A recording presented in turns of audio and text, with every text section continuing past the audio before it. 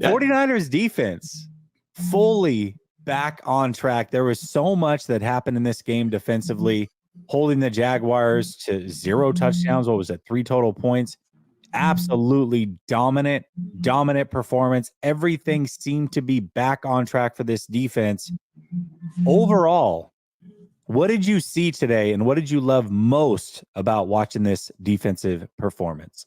Yeah, first of all, Steve Wilkes on the sideline that's why it happened. That's why I'm joking. I think that today, honestly, I think you watch that defensive line and they came to play. Javon Hargrave was disrupting the entire time. Chase Young made his presence felt multiple times where there were guys that were able to get pressure because of the attention he was drawing. I mean, there were times where you had Hargrave, Armstead, Bosa, and Chase Young.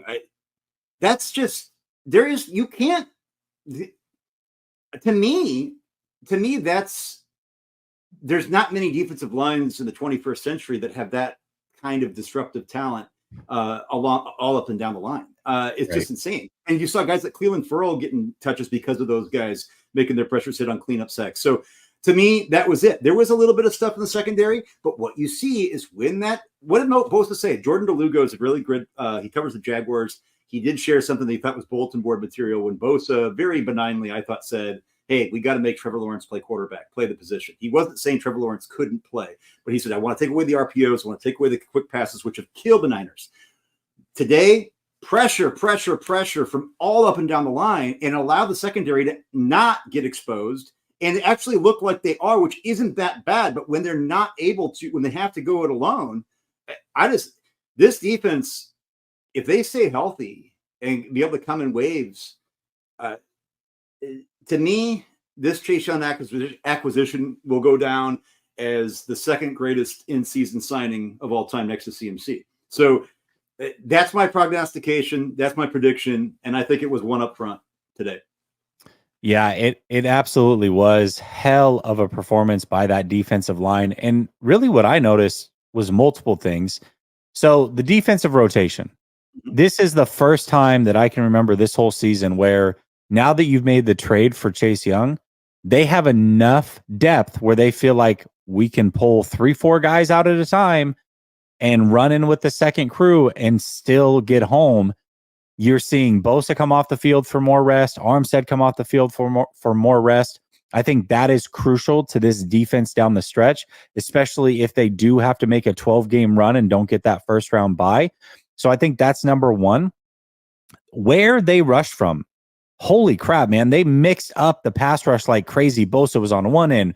Bosa's in the middle. Chase is on one end. They're on the right end together. They're both in the middle. Like everything that they did today, there was so much movement along the defensive line. Not only movement where the players were, but then movement as far as rotation in and out. And then the other big change that happened during this game that we had not seen, Ambry Thomas, believe it or not, makes an appearance.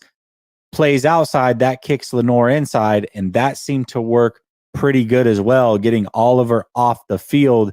It looks like they made that concerted effort to make that happen, and all of those things combined, the defense came in with their hair on fire. They felt like they had a point to prove. You could see it from the moment that the first snap happened. They did their job today. They were absolutely elite today.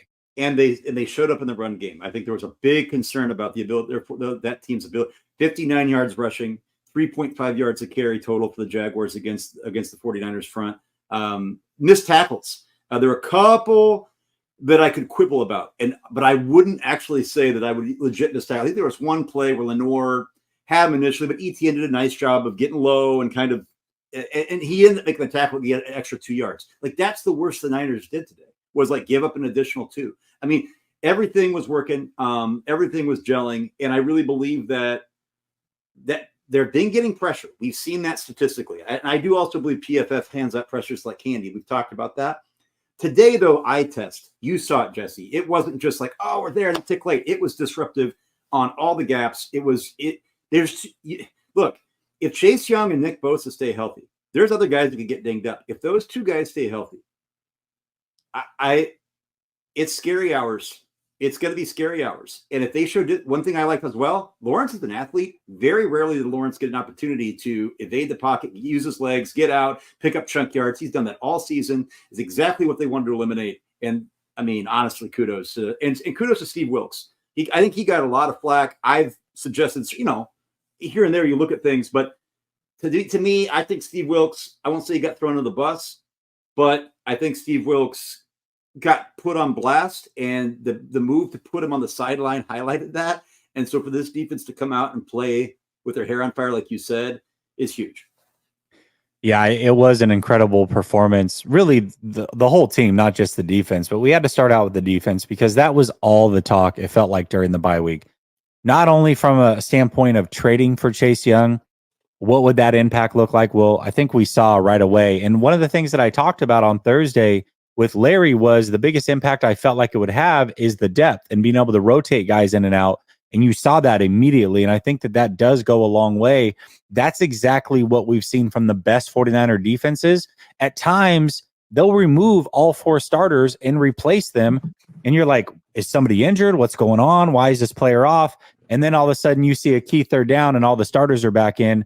That's the rest that they need to keep them going throughout the season. And I felt like this defense, you saw a lot of hands on the hips. Yep. You saw a lot of missed tackles. Yep. Some of that is due to travel. Some of that is due to the grind of the season, but some of that is due to not being able to get off the field, not only on third downs, but just in general, and being able to rotate and trust other players. Today, for the first time, you were able to see that rotation. And that's what Chase Young brings, is just that added depth on top of just being uber talented. You can tell that he, along with Bosa, they love playing together. There's clear camaraderie there. He fits right into the team. And then the other reason that the defense had to be talked about, and obviously showing out is a big reason, but Steve Wilkes moving to the sideline, did that make an impact? I think both you and I agree that had nothing to do with the impact in today's game. But overall, just having a couple weeks to assess, feeling that pressure, will he make it through the bye week? Then he gets moved down from the booth, which was not his preference. And one thing he said in his last press conference is that he was built for this type of pressure situation. Kudos to you, Steve Wilkes, because your game plan today was damn near flawless. I completely agree. I'm going to leave it alone on Twitter this week. I'll let people kind of run with it if they need to. I think that we know that correlation versus causation. Steve Wilkes has already called good games where the Niners have dominated in the booth. Yes, we've seen the 49ers dominate with him on the sideline. Look, the controlled variable. I think I put that one to bed. The bottom line is, I think it's okay to speculate when you see the Niners playing at the level they were the last 3 weeks. What's going on, right? Like, it's okay to have those conversations. I think what Steve Wilkes, though, did today is, now that he's bookended that play with 2 masterclass games, I think what we see that we can also kind of put it on the players from time to time. There's different things schematically that sometimes put the Niners in a bind, but today the Niners executed, and they have the dogs to do it.